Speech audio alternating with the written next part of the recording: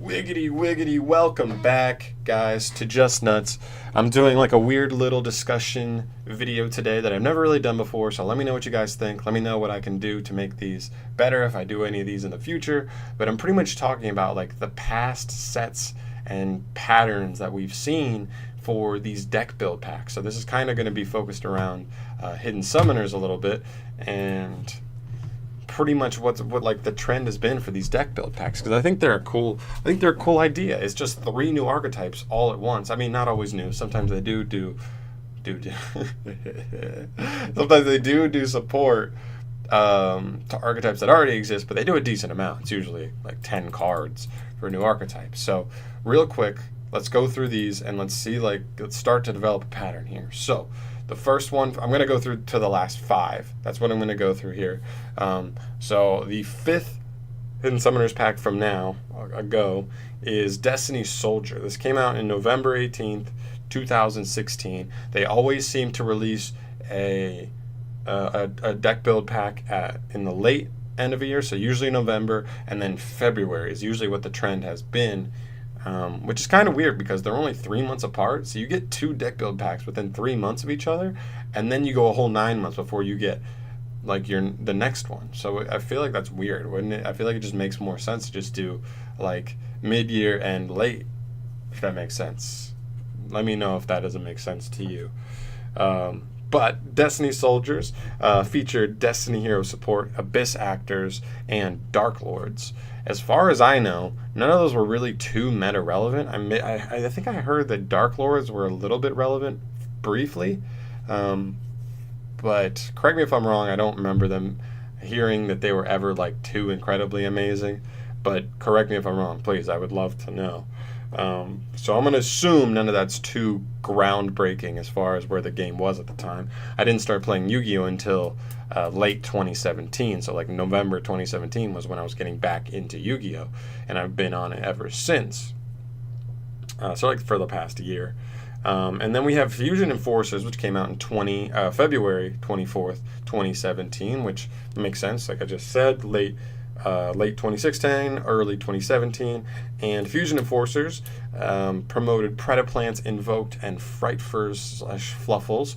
Obviously, Frightfur and Fluffle was just support for like what already existed for the archetype. Invoked is Invoked, and Predaplants were not really relevant. But Invoked, going back to Invoked, this is kind of like a weird thing, is that they have to know. Konami has to know what archetypes like seem like they're gonna just be way better. It just doesn't make sense that they would just completely not realize Invoked was gonna be such a splashable engine in so many decks. We've seen it even till today. This came out in early 2017. Now it's late 2018. It's been almost 2 years, and Invoked is still relevant to this day. It's not a top 5 deck anymore, but it's on the cusp. I'd say it's top 10 for sure. Probably like 7th or 8th, 9th, somewhere around there, which is still pretty good for a 2-year-old archetype that hasn't really gotten support. It's gotten very little support, I should say. We do have the Invoker of Madness, but like not a ton of support since then, and it's still, very relevant in terms of that. So weird how they go like completely like not really relevant at all to just like randomly throwing in an archetype like Invoked, which is going to be which has been relevant for 2 straight years. Then we have Spirit Warriors, which came out late 2017, so November 17th, and that's this one premiered Secret Six Samurais, Magical Musketeers, and Weather Painters. If you remember, Magical Musketeers and Weather Painters were extremely hyped. Okay, I got a notification. That's fine. Moving on. But they were extremely hyped, and they didn't do anything. They completely flopped. Like, there's maybe been a couple. There's definitely been some local tops, I'm sure. But, like, as far as regional tops, I think there was maybe, like, 1 or 2 with Magical Musketeer and then, like, Weather Painter. I don't even know if they had any legitimate, like, regional tops. And Six Samurais have not really... Well, Six Samurais, other than Jeremy, the gentleman that's been featured on Team Samurai's channel with a multiple different deck profiles, including a first place regional Secret Samurai, they haven't really done anything. It's just been him. Shout out to him for being like That's what people dream of. That's what I dream of being like that guy who can take a deck that nobody thinks can do anything and literally getting first place with it. That's awesome. Shout out to you. But anyway, other than that, these three archetypes completely flopped, and none of which are any relevant to anything really, competitively. And then we moved to Dark Saviors, which is like insane. How big they just like go from to whoa. Because Dark Saviors came out in May 25th, 2018. Also, that's like, I guess they did what I said and like put it closer to like mid-year, and then Hidden Summoners coming out late year. So it's actually more like 6 months apart, so that you get them systematically every year, which is pretty cool. I think that's how they should do it. But this had Vampires for Hires and Sky Strikers.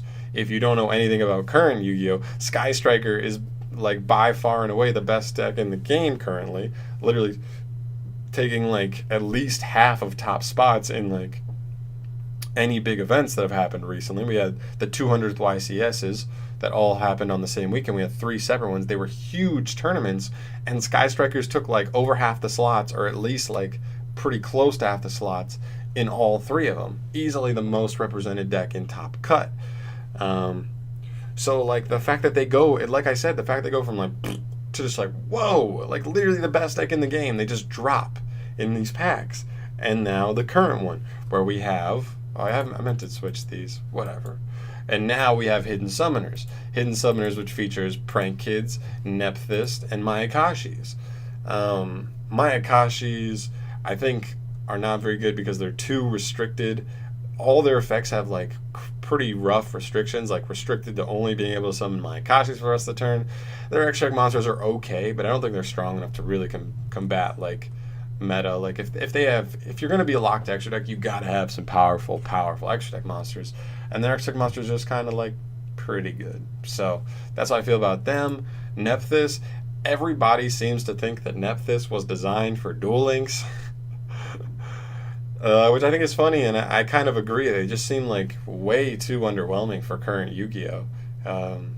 So if that gives you any idea of how good they are, people just literally think they just are designed for like Duel Links. So can't be too good if you're for designed for a game that plays Yu-Gi-Oh! From 10 years ago.